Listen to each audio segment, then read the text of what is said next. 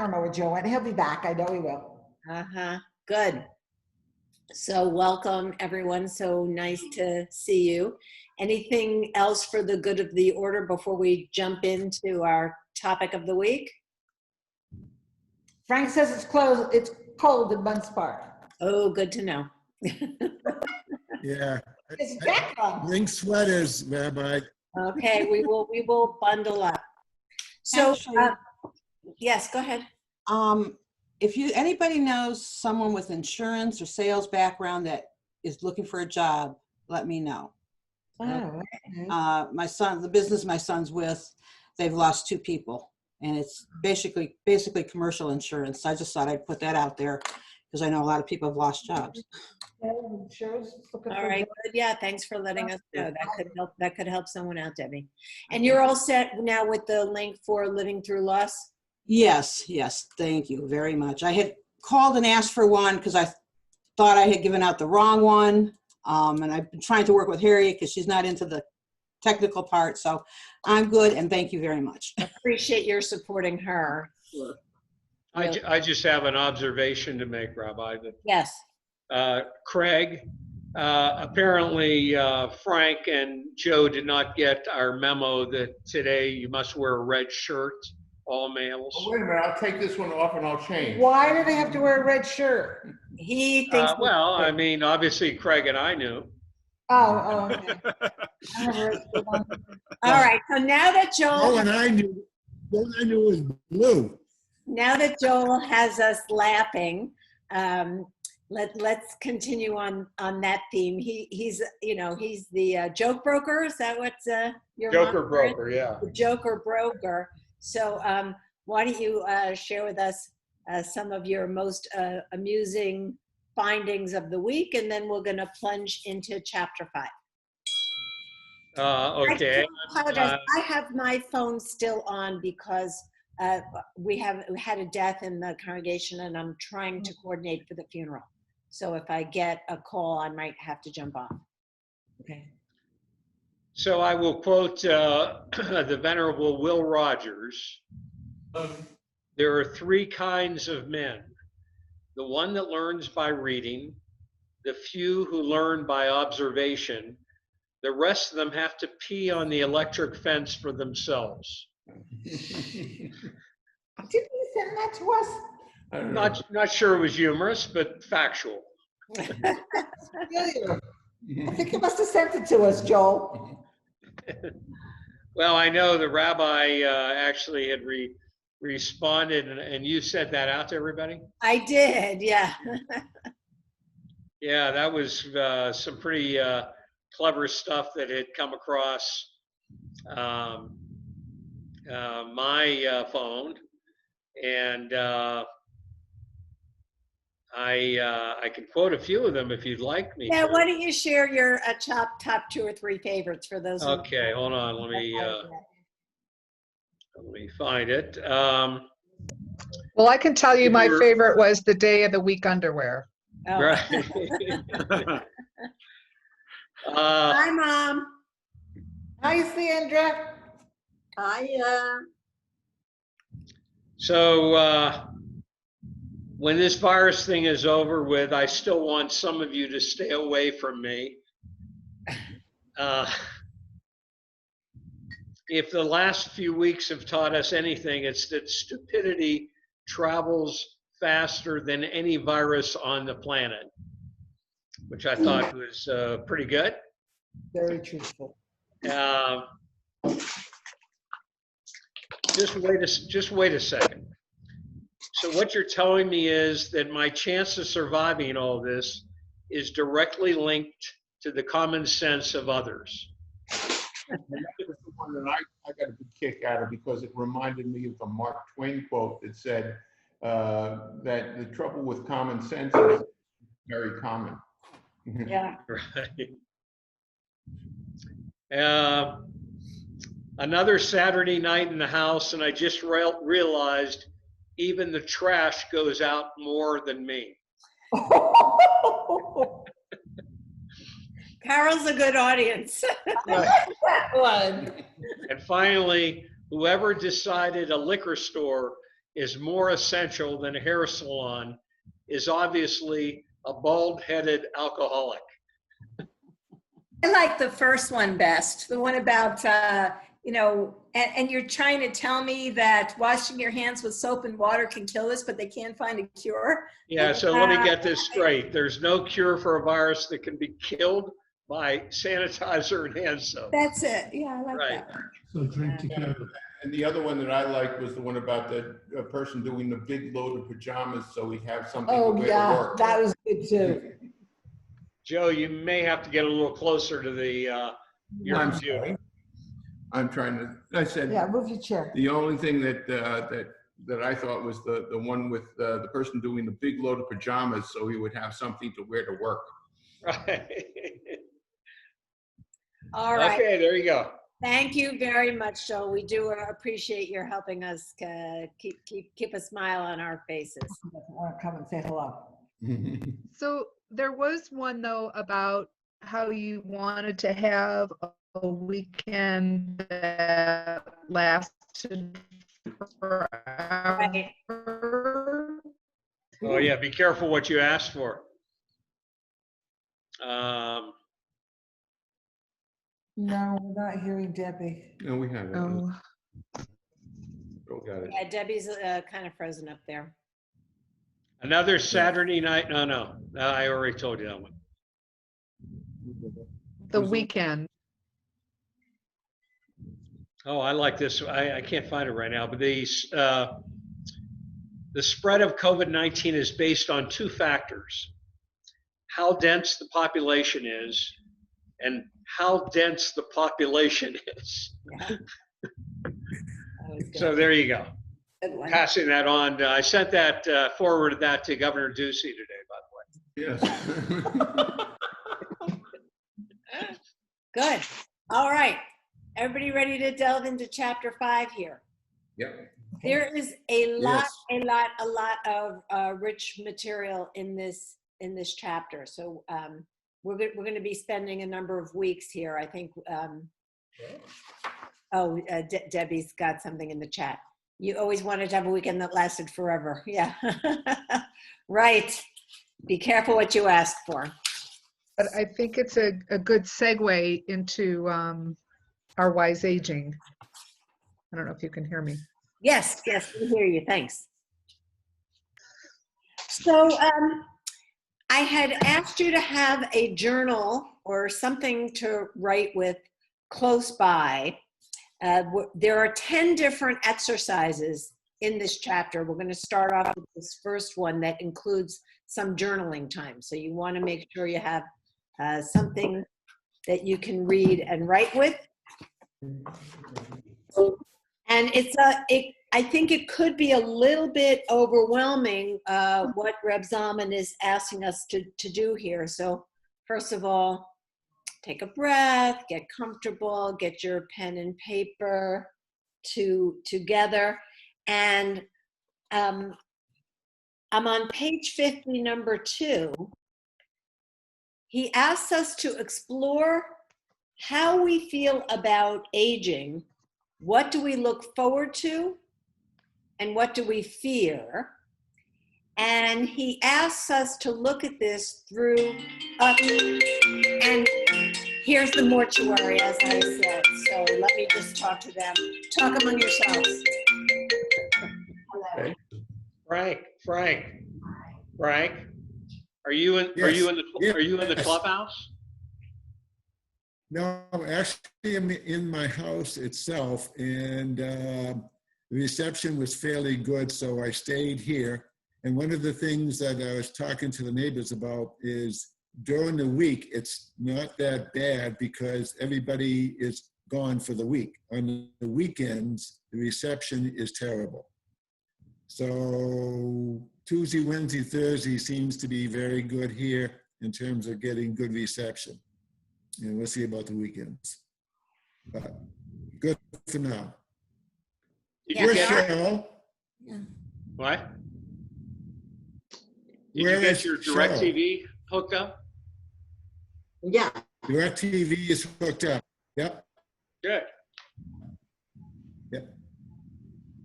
At our house, Frank, the reception is better certain times of the day. Like when everybody's on it, it's not good. And then, you know, because my printer won't work when there's a lot of people using internet in the area. And then all of a sudden it'll start working all the time and then it stops. So I don't know. It's something to do with the Wi-Fi. Yeah. And so, 17th. So I'm the one who hasn't done all these exercises. I haven't done any. All I did was read. Good. Okay. And I didn't read the whole chapter. exactly. I figured it was so long, we weren't going to do the whole thing in one day. Right. I want to be right up on it. I only No, I read- just read the first 2 pages. Oh, see? Listen. Okay. So Well, I Helen, had a good day today because I found out my beautician will cut my hair in her backyard. oh, that's So great. I'm so happy. I feel like a wild lady here. I know how So you that, feel. that made my day. I'm gonna get a haircut after like Yay. 5 months. Oh my God. And I also found a place to donate books to. Oh, Because good. I'm selling my house and it was killing me to throw out the books. And I'm supposed to now go Tuesday and be able to donate a lot of books. So Good. I feel really good about that. So it sounds like the sale is coming along nicely then. I hope so. I hope so. They signed the contract, so Good. we got the house inspected. Now we just have to fix everything that's wrong with the house. But that will happen, I'm sure. The broker will take care of it. All it costs is money. But As usual. I'm nearer than further. Cheryl discovered this morning she had missed 1 digit was off in the number she was calling, Oh, which is okay. why you never got any messages. Mhm. Aha, okay. I figured it had to be something like that, Joel, because, you know, I've been able to call her and other people have been able to call her, and it Right. certainly didn't block Cheryl's number. No. So. I haven't blocked anybody's numbers. That's for me to do, Joe. Welcome, Lori. Hi, everybody. I had trouble getting on. Did anybody else? No. No. Okay. Yeah. Mine was just, wouldn't let me on. Hi, Myra. Hi, Lori. Yeah, for Lori. All right, I'm glad to see Lori and Meyer made it. I apologize. I don't know, we haven't put out the Shalom Center announcement yet because, you know, we're still waiting for the details to come together. Anybody know Myra Judd? Myra and Warren Judd? No. Anyway, Myra was killed in a horrible car accident Monday night. Another name, another Myra. Another Myra, yeah. So we're I didn't understand what you're saying. Here I am. Kanahara. Bis 120.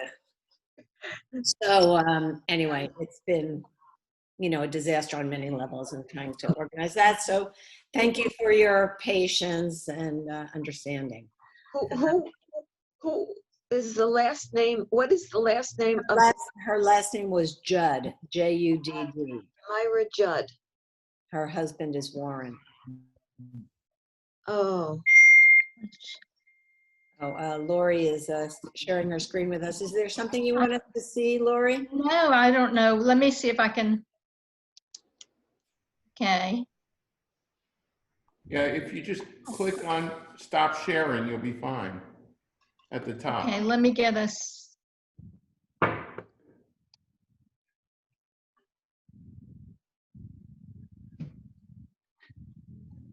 I don't know what I'm, Well, Yeah, at the top of your page, Oh. there should be something that says stop. okay, the top. Sorry, I didn't see that. Thank you. All right, no problem.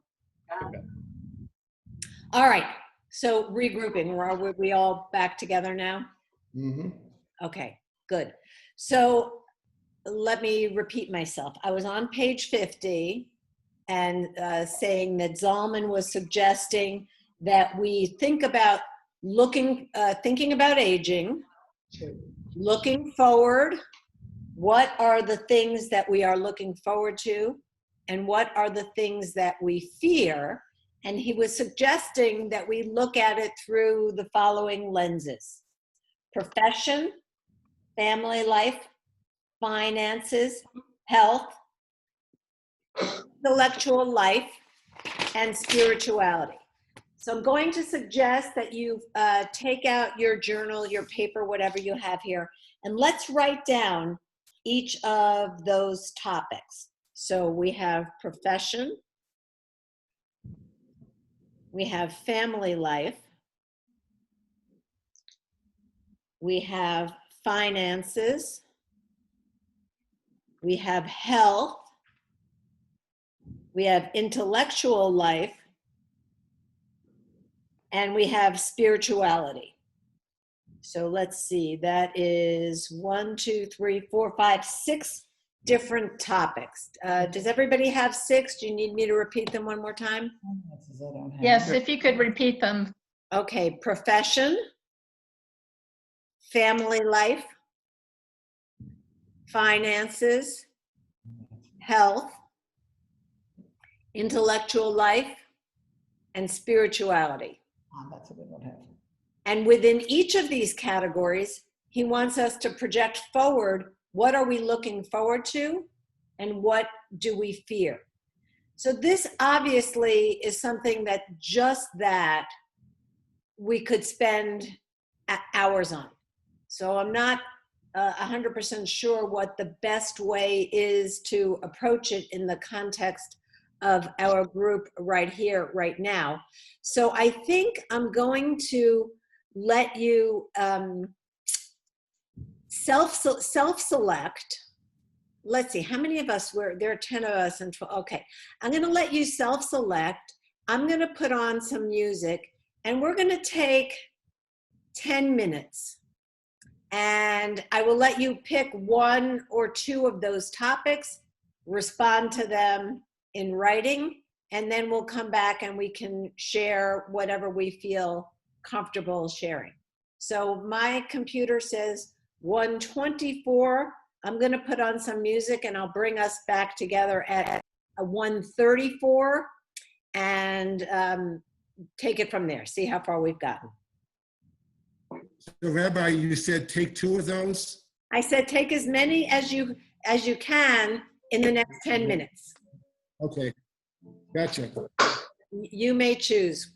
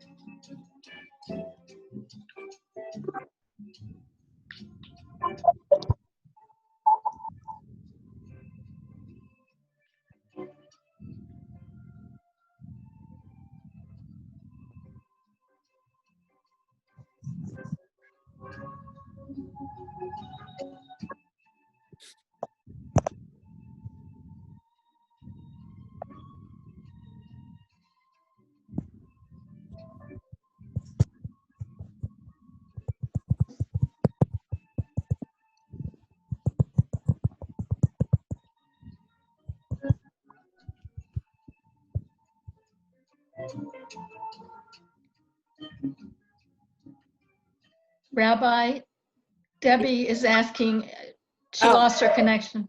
Okay.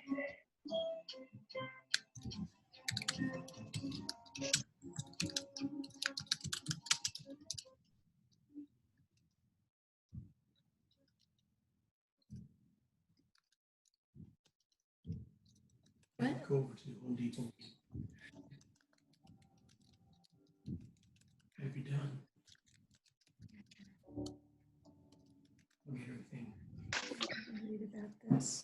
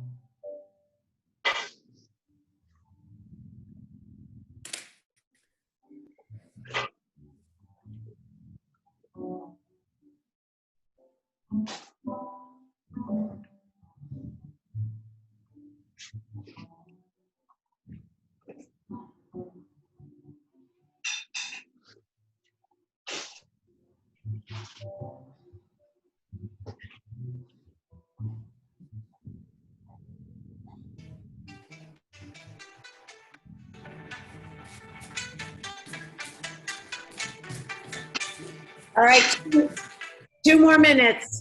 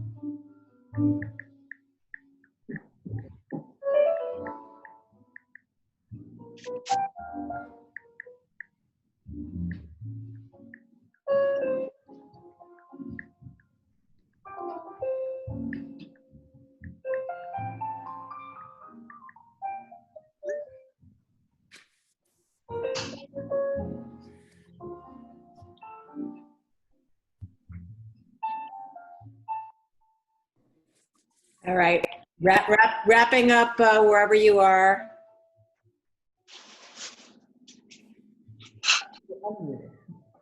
I'm gonna stop the music. Good. Well, I don't know about you. I was surprised how much I was actually able to get on paper in 10 minutes. It really does validate the practice of journaling, that you don't have to invest a huge amount of time, and you can really think through quite a bit. So anybody want to reflect in general about how that exercise was for you?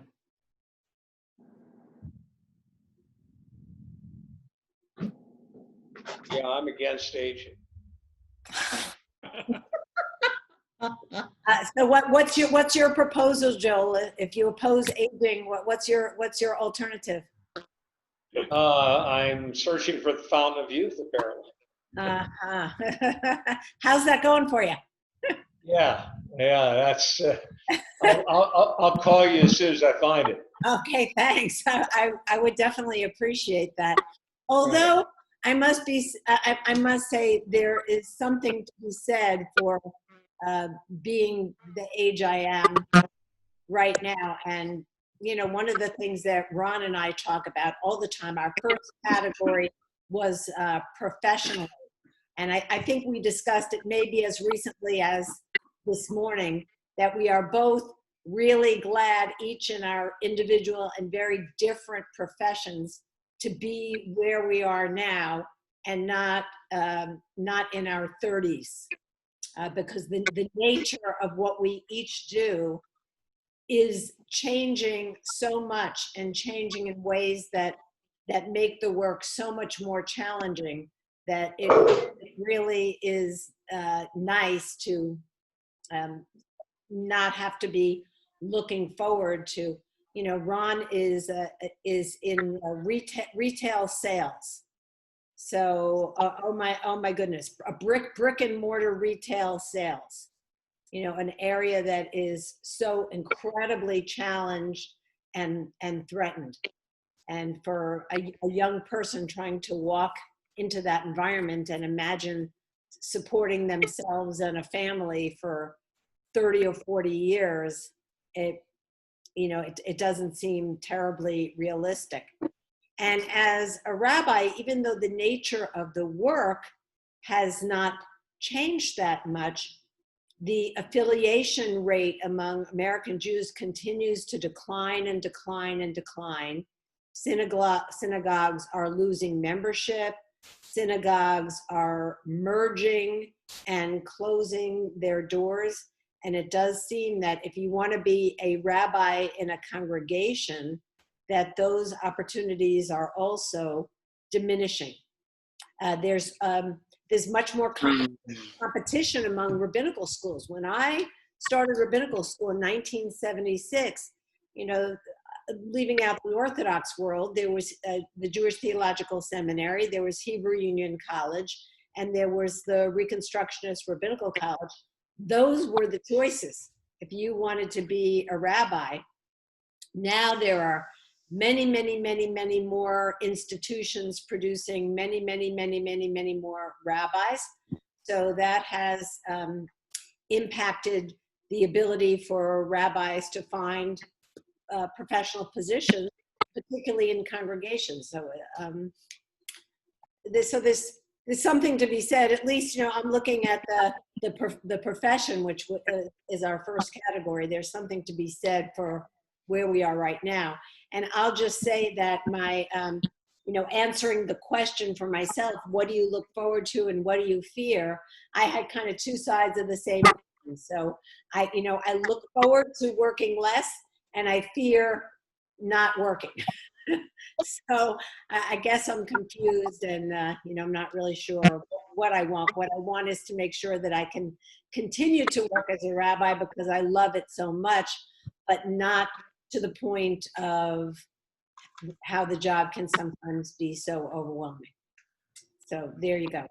Any other general responses or anybody want to jump in specifically in terms of your profession?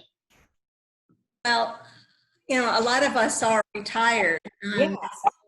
It's not like we're continuing to do it, but I'm happy that I found a niche that I've developed over the years that I enjoy doing. I can do on a volunteer basis and avoid getting sucked into being overwhelmed. What you were talking about with heavy litigation and that kind of thing. So I'm enjoying the parameters of that. I feel the rewards and the challenges of doing it, but I can limit it and it's not all consuming. So that's nice. Yeah, that's the joy of volunteer work is you have a little bit more control. Although I'm looking at Sandy. A lot less money, more control. What's that? A lot less money, but a little more control. Yeah, right. So I'm looking at Sandy Coppell, who I think does not enough control her volunteer work. So, my mom, as I think she's mentioned in this group, continued to be employed into her early 80s.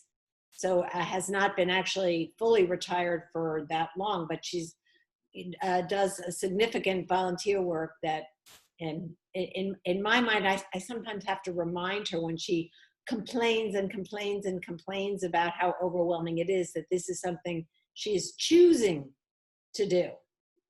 So Sandy Coppell, would you like to respond? Well, right now my volunteer work has come to a grinding halt. We're not doing very much and I feel badly about it, but it is what it is. We're certainly not going down to the UN. We're certainly not meeting to have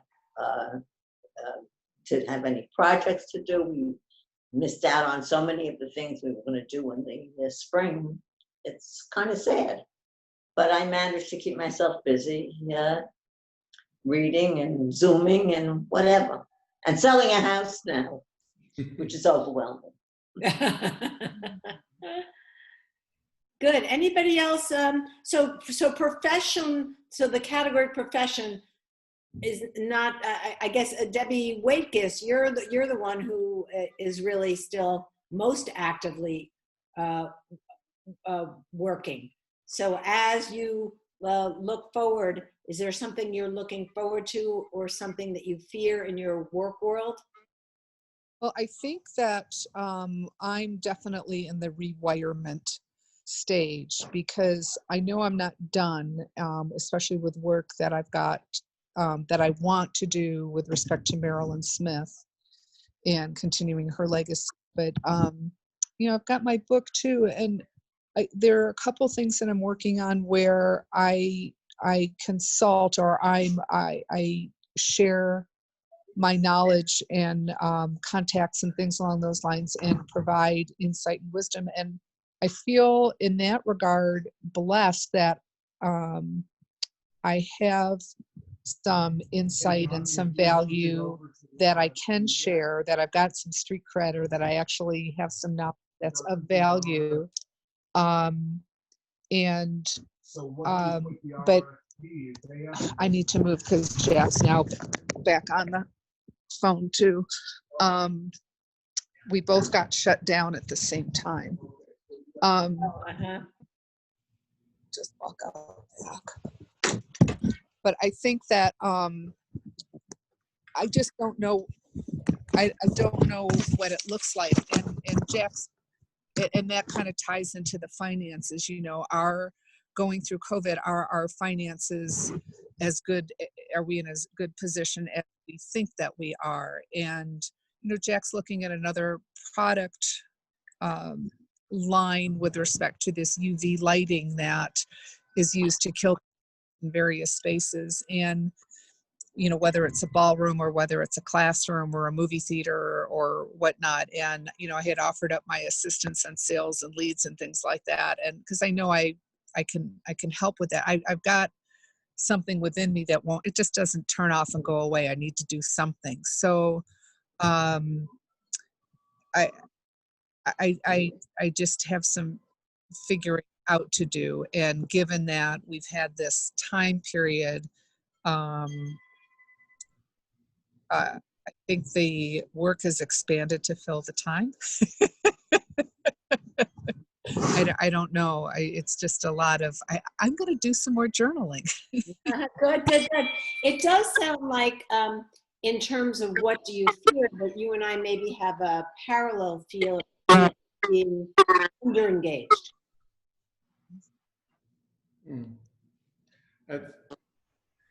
Rabbi, Yeah, I think, wait, Frank and Joe are both talking at the same time. Joe, why don't you speak and then Frank? No, I was going to say that, you know, for me, professionalism is you know, first of all, I have to admit that, you know, somebody once told me that people change careers like 6 or 7 times during their lifetime, no matter what you went to school for or how you do things, unless, of course, you're a professional of some kind, like a rabbi or a lawyer or a doctor. You may stay where you are. Sometimes it doesn't change too, but you know, I've changed my career, and the way I look at volunteering now, having, quote, hired from the business world, is that is now my new profession. And I look at it as a profession that I want to be as good as I possibly can be in that role. It's not something that I look at, you know, well, yeah, I can do this, and if I don't do it well, so who cares? I care. That's the difference. So I want to be as good at whatever I do volunteer-wise as I possibly can be, because it's my nature to do that. You know, I'm always looking to be the best that I can be, doing whatever I'm doing. So from that professional standpoint, it's a constant, again, bring in the learning process. You have to learn a new way of new job. So that always has something to do with it. Frank, yours. Yeah, and more of a general observation as I was addressing what do I fear on most every one of those topics. I guess my fear is becoming more of my mental and physical capabilities that I fear could be impacting the things that I look forward to. So it's a little bit of a realization, how old am I? How many more years do I think I really have that I will be physically and mentally able to do the things that I want to enjoy for family life and intellectual life and spirituality. So my fears are more towards my abilities from, again, mental and physical standpoint. So good. So the health and the intellectual categories, we'll get to those in a minute. What about family life? What are people looking forward to in your family life? Well, I went into family life. I went back and then I came up to date. Over the years, Joe and I have moved about 8 or 9 times, and a couple of times with the children. And it was very fearful. You start all over again. You don't know anybody. You pretty much don't know where to start. And then the last couple of times, We lost your sound, Carol. Carol, we're not hearing you. oh, Am I Oh, muted? there you go. Yeah, that's Hearing you. better. Here, Yeah. Here? All right, try it again. Okay, well, Go okay. ahead. Can you hear me now? Absolutely, loud and clear. Okay, should I start over? Well, you were saying that you had moved a number of times and how challenging that was to adapt to a new environment. Right, with the kids and Joe always was in sales where he would leave on Monday and come home Thursdays or Fridays. And there I was, me and 2 kids. It was very frightening. I had nobody to turn to, nobody really to talk to. So the last couple of times we moved, including this time, I decided, I think my first step is going to be going to the temple, which made the move a little bit easier and made it more comfortable for me, and I think for my family as well. I have family that's scattered in different states, and so does Joe, and that makes it difficult because you could talk, hi, how are you, what's doing, et cetera, but you really can't reach out to them.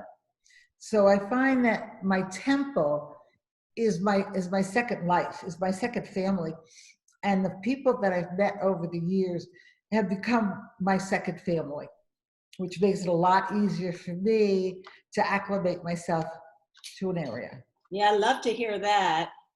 And it's so true, Carol. It's such a deep connection and a meaningful one to be part of the Jewish community.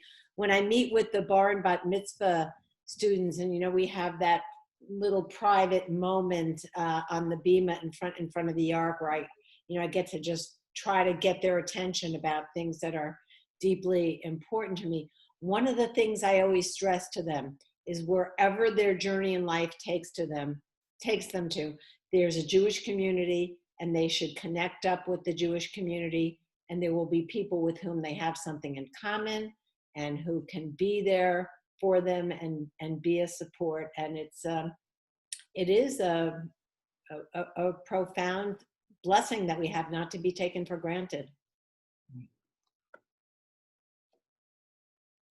So family life, I'll say, one of the things I'm looking forward to is watching the grandkids grow, really excited at the idea that I might potentially be at a bar or bat mitzvah of a grandchild. I can't imagine how amazing that would be. I'm hoping that both of my daughters will continue to raise the kids Jewish and make sure they have a Jewish education that could culminate in that.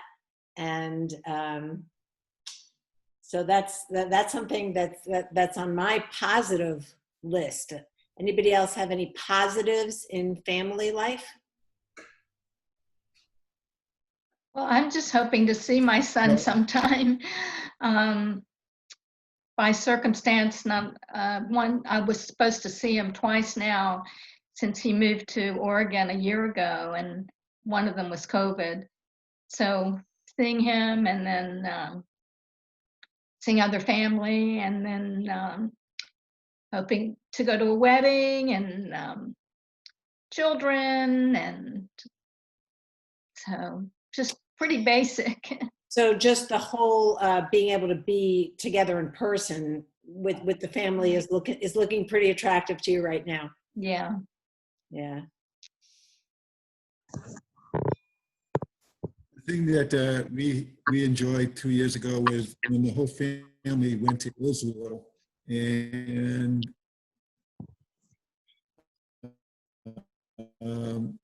the success is that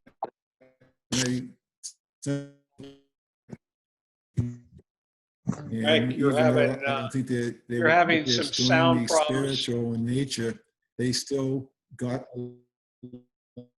Yeah. So I think I know what Frank is saying, and I think next week I better not do the class from his house. But so Frank was talking about how meaningful his whole family trip to Israel was, and what a spiritual connection that was for the whole family. And just looking back on that, and I'm glad you mentioned that, Frank, because I'm adding to my list also as something to look forward to, is traveling together as a family, because that has been a great thing. And that's, yeah, that I was using that as an example, and I was hoping that in the future we would be able to do more of those type of trips to enjoy ourselves, but also if there's a chance for spirituality. And when we have done trips in the past, whether they were part of the temple or not, we would always try to hook up with the local community, religious community, Jewish, Italy or whatever. So that's something I'm looking forward. Hopefully we can do. All right, Kanahara. So Yes. I want to tag on to that, Frank, because on Saturday when Aaron was there and he was talking about the trip, it really, the seeds that you planted, it was very evident that it impacted him, and in a positive. So Yes. nice. Now, Jack and I are going to head down to the Valley tomorrow. Like your mom, Carol, Lois has been given her get out of jail free card. And so early next week, we're going to bring her up here and her little dog, Princess. And, you know, we've been fortunate the last couple of summers to have the summer together in Canada, which right now is a possibility, but just that quality time together. And for me, you know, the first summer with her, I learned very quickly about all those little things that being the kid and having these feelings about my parents had this position and that position and, you know, saw me in this life, like gone. It's just there and you're moving forward and there's no hidden agendas. It's just the time together. And we've been able to continue that. So we'll have 2 generations together at the Wakefish cabin. And whether that's, you know, for day-to-day living or travel opportunity in the future as well, that time together and that shared history, I think, is heartwarming and important. You know, one of the things, that, if I can jump in, that this reminds me of the fact that so many people in the world today, you know, 50, 100 years ago, people would live pretty close together, but now we're scattered, as Carol pointed out. We are fortunate enough to have our 2 kids close by, one in Mesa, one in Gilbert. One we dragged out here with us, and the other one we had to swear we were never going to move again. So the other. So she's talking about moving. Yeah, so, but anyway, but right now we have them here, and we're very fortunate in the fact that they are close by, so that we can, hopefully, when this whole thing is over with, spend a little more time with them. You know, Ron's going to get a chance to meet our son on Monday because he's playing golf with us. Nice.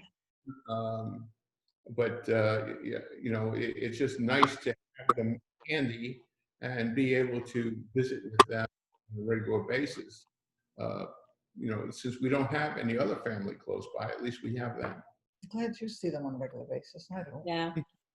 So I think everybody knows the thing I'm not looking forward to in family life is having Sarah and her family so far away. They're today's the 17th, so it's exactly 2 months, August 17th, that they're planning to pull up stakes and head out of here. And they're taking those 2 beautiful grandkids with them. So we're incredibly sad about that. And, you know, especially exponentially, I should say, in this environment where it's not so easy to jump on a plane either.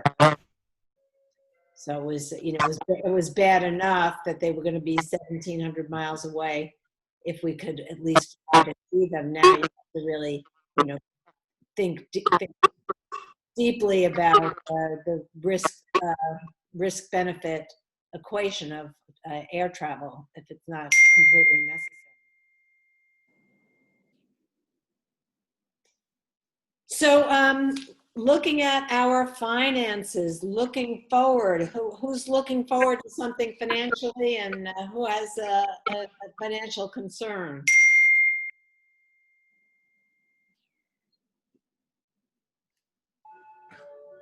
I think anybody who doesn't have some financial concern lately is maybe not, I won't say doesn't have any, but, I mean, you always worry about how much is enough, I think. And even if you thought you were in pretty good shape, I know in 2008, I've had conversations with people, and now again, things are weird all over the place. You wonder how's this going to work. And even if I talk to my financial people and they tell me, oh yeah, you're in good shape and fine, yeah, I mean, I kid about the fact that in 2008, I had asked my financial advisor at that point, I said, how are we doing? And he looked at the numbers and he said, well, he says, you're good up until you're about 88 and then you're on Alpo.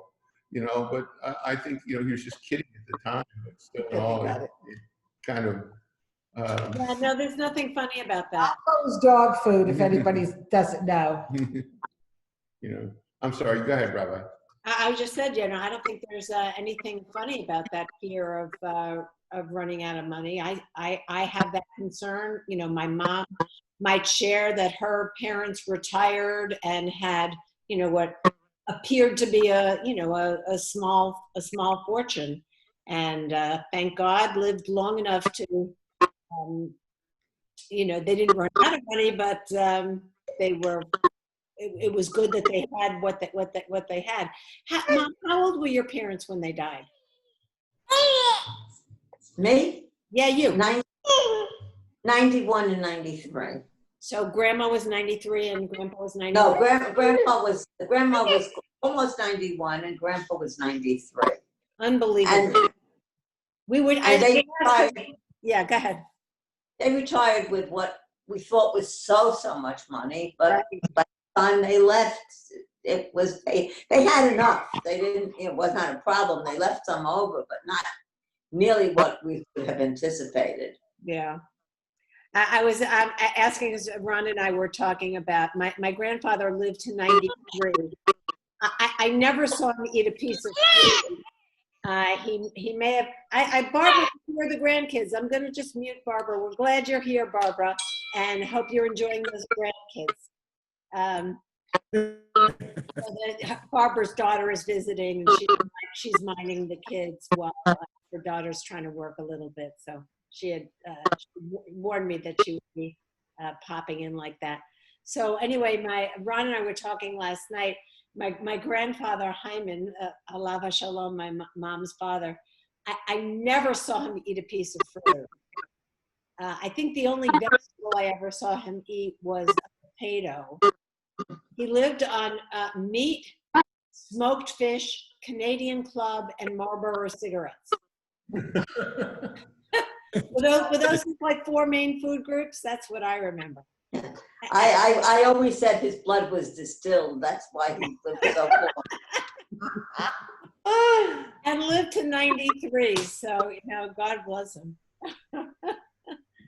I have kind of an interesting perspective on financial concerns. I witnessed growing up, my father was apparently pretty successful, and he went back into a business that he had been educated and managed to go totally bankrupt when I was about 14 or 15 years old, and literally lost everything. And meaning to the point that I still remember in Pittsburgh late at night, the doorbell ringing, and we were all in the living room, and we were startled that at 9 o'clock at night the doorbell rang, and it was somebody there to repossess his golf his golf gas card, and the incredible shame, et cetera, but how that projected into both my brother and my life is we have grown up, we have evolved into that sense of fear of losing things, of losing the ability to be able to retire, to have a decent retirement, etc. And that is always in my mind because of what I witnessed. That fear is a major fear and has been for as long as I can ever remember. So that is one of the things I wrote down actually is, that financial fear. And most of the time it's not based on anything reality oriented, but it's still there in my psychic, still there in my memory. And it's really interesting because, the rest of some of these paragraphs talks about mentoring or things that happened and in your past. And that's a prominent memory and prominent experience for me. Yeah, I think it's normal to worry about having enough money to make it through a comfortable retirement. And, even more so for you having had this traumatic experience. Right. It makes sense that really had a strong formative impact on you. Yeah, it's hard for me to imagine. I mean, I guess, people who have a very significant wealth maybe don't have that anxiety, but I think for most normal people, this is a normal concern about, am I going to have enough to live the way that I would like to live when I no longer have any income. I remember when I was early in my career joining the Army, and I never even thought about a pension. It was the furthest thing from my mind. But I remember my father saying to me, why do you have to be in the Army? You don't have to worry about a pension. You'll have plenty of money when we're gone. Do you remember this, Mom? Dad said, you'll have, and I said, I really don't want to spend my life waiting for you to die so I can have your money. I would like to make sure that I can, secure my own future and you can, live a long life and enjoy your money. But my mom is not a person who easily enjoys her money. This has been a recent phenomenon that she has learned how to pry the dollar out of her hand and actually spend a little bit as well. But you see, she comes from a model of her parents living nice long lives and having lots of money and yet tapping into that. So it's kind of understandable where that's coming from.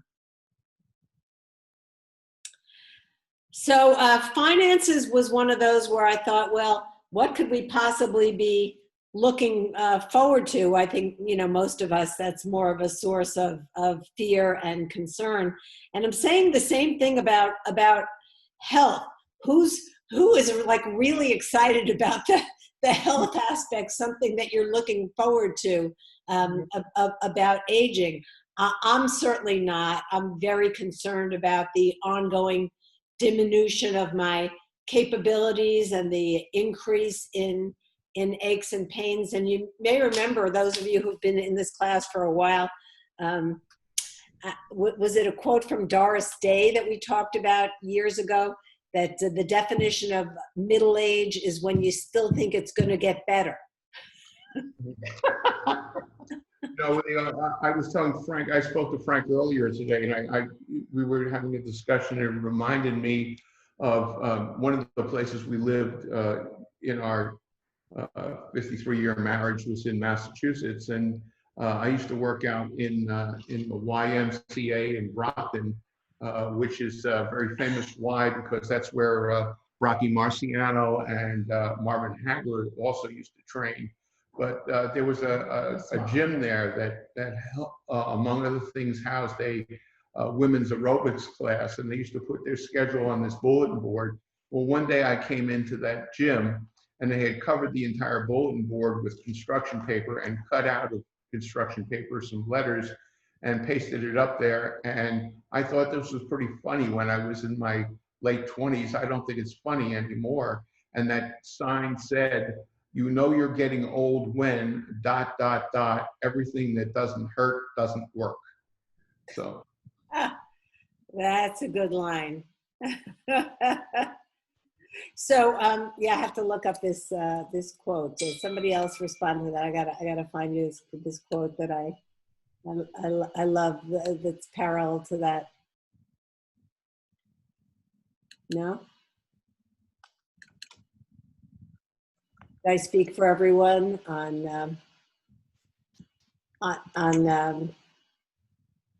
the health aspects of aging? Let's find this. You know, it's odd when you go to your doctor and you ask him how you're doing, and he says, well, you're doing better than about 80% of the people I see. So I said, I want to know who the other 20% are that I got to keep up with. Okay, I found this. I'm gonna just share it with you. So there's this great book called by a woman who calls herself Granny D, Walking Across America in My 90th Year. That's something she literally did, and it's a great book. So it's kind of her journal of that year of at the age of 90, walking across the United States of America and what that experience was. But one of the things she says in that book is after age 40, it's always something, but after 85, it's always nearly everything.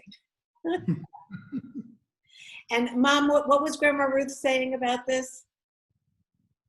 The 70s and the 80s? Yeah. Oh yeah, she's muted. You gotta unmute yourself. I muted everybody because there was a background noise there. The 70s were great, the 80s were hell.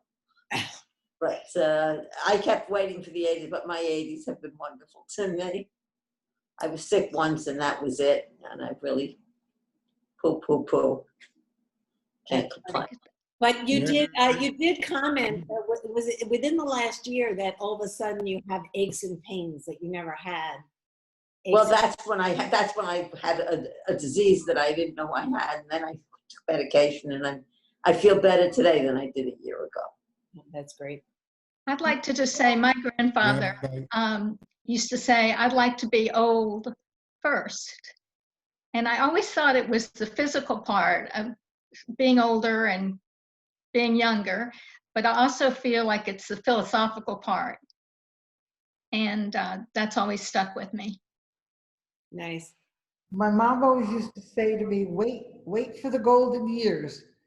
So I called her up one day and I said to her, Mom, what happened to the golden years? She said, you blinked, you missed it.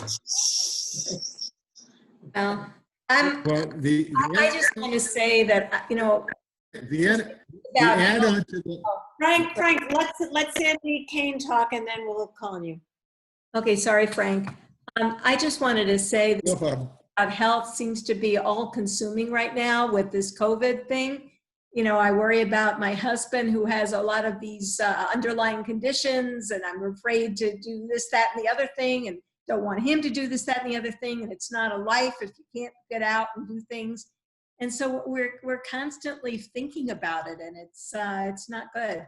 And it's not so much, I guess it is in a way age related, but it's, you know, it's related to other conditions as well, which go with age as well. So that's a big concern for me right now. Yeah. Frank, what were you going to say? Well, I was going to add on to what Carol was saying and told Joe this morning. When we think about the golden years, the real reality of the golden years is you need so much gold to keep you healthy. There you go. That's right. Yeah, if you don't have health insurance, you're in big trouble. Yeah, no kidding. So we have two more categories. We wanted to look at the intellectual and the spiritual aspects of aging. What are you looking forward to, and what are your fears in the intellectual and spiritual realms? My fear is always cognitive loss or cognitive decline. Yeah. I was blessed with some thought of photographic memory. I'm not certain that was true, but certainly committing names, phone numbers, etc., dozens and dozens and dozens to memory was never a challenge. And obviously it got too easy for all of us to be able to use our cell phones and just check for numbers or caller ID, et cetera. And I feel like that's part of the contribution to some of my memory decline. But there is no question that there is a decline cognitively and particularly memory that hits totally normal aging people, nothing to do with dementia, nothing to do with Alzheimer's, et cetera. And it's very easy to take a quantum leap in fear of saying, oh my God, I can't believe I just forgot the name of that restaurant that I frequent all the time, and immediately say, oh my God, is this really a dangerous medical issue that I need to start dealing with? And trying to keep that into perspective is something that I find almost a daily exercise, if not multiple times a day. Apparently, nobody else has that problem. Yeah, no, oh no, not at all. No, we remember everything perfectly.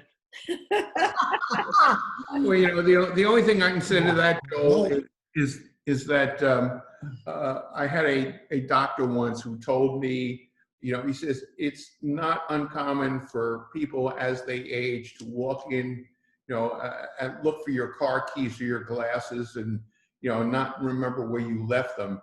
He says, when you're in trouble is when you walk into a room and you start looking for something, you don't know what it was you were looking for. All right, I'm not there yet. I have had that experience. I thought what you were going to say there was, what I've heard put is when you can't find your car keys, that's normal aging. When you forget what car keys are for, that is a concerning sign of dementia. Right. And to add to that, I took a class one time about helping memory and keeping track of things. And, you know, when we raised fears about remembering things, this professor said, well, then obviously a lot of kids have dementia because when they come home and they lost their gloves and they don't know where it is, they're obviously there's signs of dementia, or they left their bike somewhere. So it's all relative. But the thing, I guess, getting back on target on intellectual life is, I hope in the future I'm going to be able to continue taking the courses that I did on guitar lessons and art lessons at PVCC. So things I'm looking for.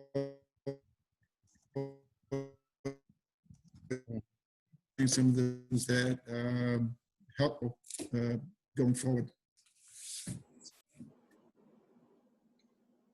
So I am a rabbi. I'd like to make sure we address the topic of spirituality. So what are you looking forward to, or what do you fear from a spiritual perspective?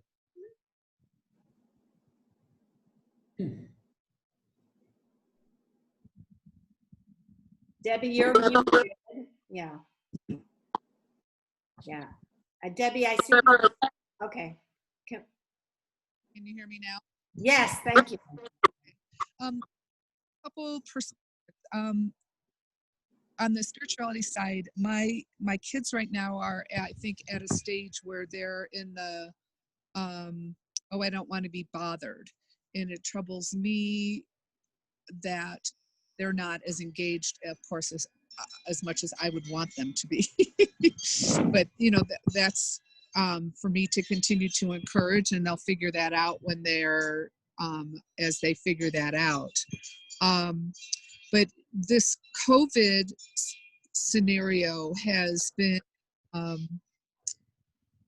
hard for me. With one of the things that was very special for me was the choir and the prayer lab and the singing and that connectivity, and talking a lot about as putting the or the programs together, to have had the opportunity to be included in that and get the connectivity and the thinking behind the theme and what we're trying to convey.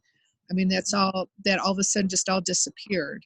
And that's a big void for me. And, you know, I don't know when that or if that will change and come back.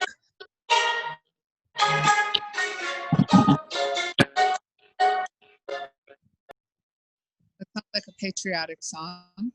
I recognize that ringtone.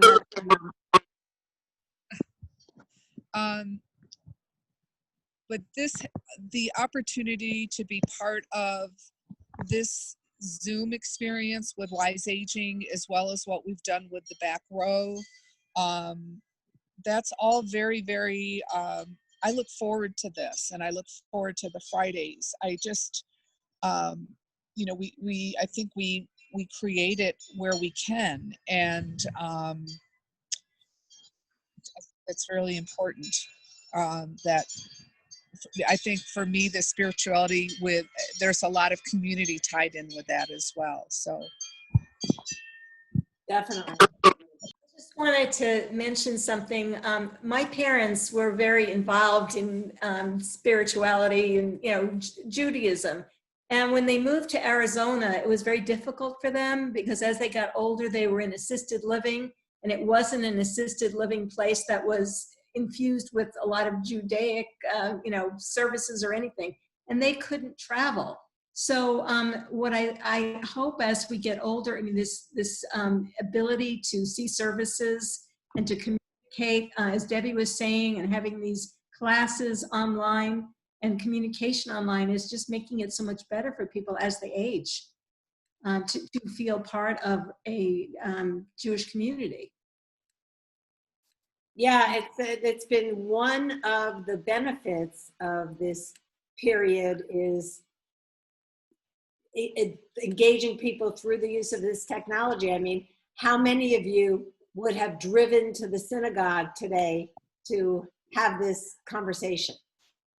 You know, maybe not. And yet here you are, you know, bonding with each other, talking about meaningful topics. So, you know, that's been one of the silver linings of having to rely on Zoom is that more of us are able to engage and connect.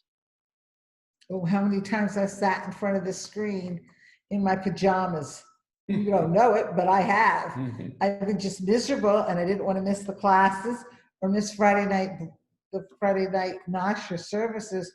And I thought, gee, under normal circumstances, I wouldn't have gone to temple. Right. You know, I shower, do my hair, and do my makeup, etc., etc. So this has been a lifesaver for me to still be able to get involved with community, keep up going to services, be in connection with community.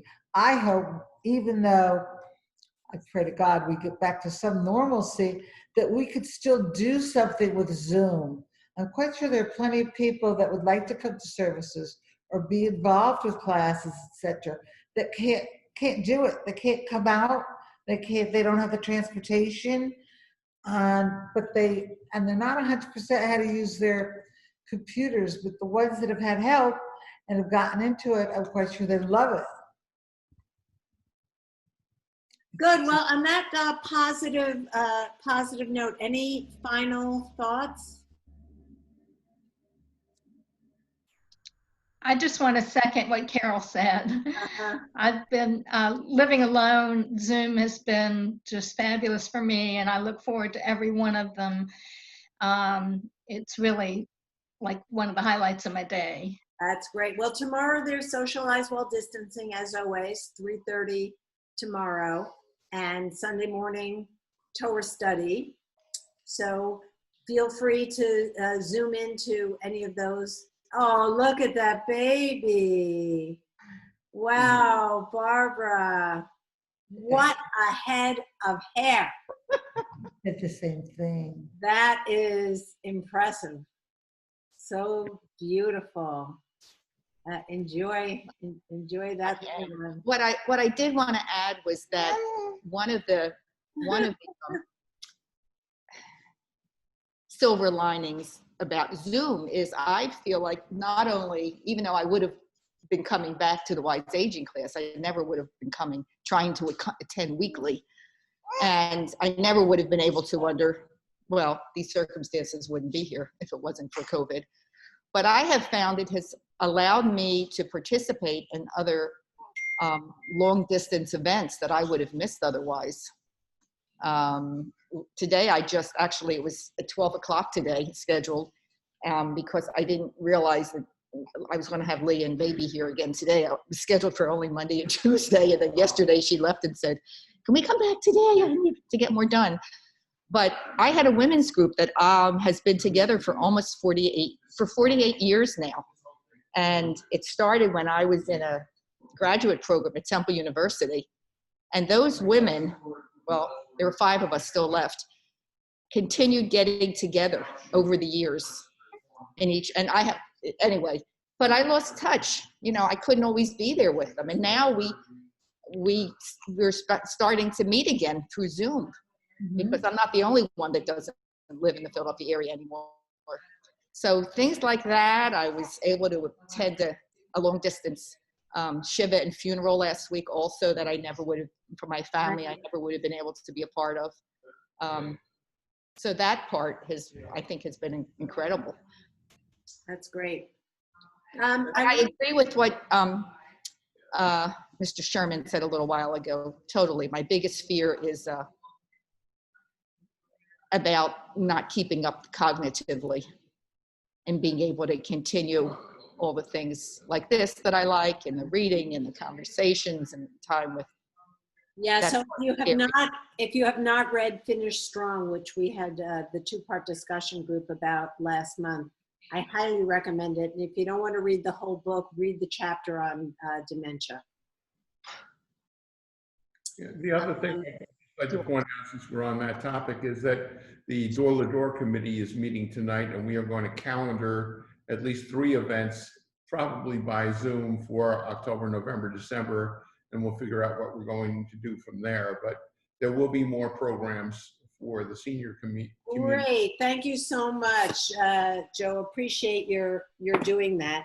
And I was going to mention that Barb Hanneberg, who is not with us regularly but is interested in participating in this group, has said she would like to join us next week, and she is engaged with a website called Next Avenue, which is a news source specifically for people over 50. So she's going to also share a little bit about some interesting information she's gleaned from that source.